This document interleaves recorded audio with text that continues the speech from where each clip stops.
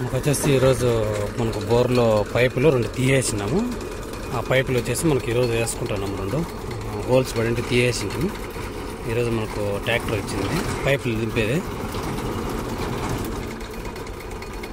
మనకి 2 పైపులకు threading చేపించుకొచ్చింటాము last time.